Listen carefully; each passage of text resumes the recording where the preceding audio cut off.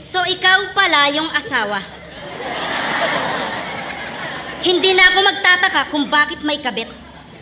Ganto ba naman itsura, hindi pagpapalit? Ito ay laban sa pagitan ng asawa at kirida. Isang malinis at matino at panirang kontrabida.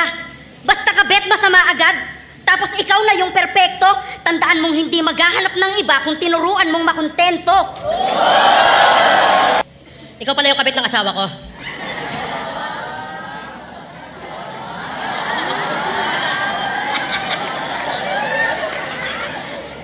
Ang pangit mo. Mukha kang pokpok sa Farmer's Cubao. Yung nag-aabang ng laseng na bagong sahod.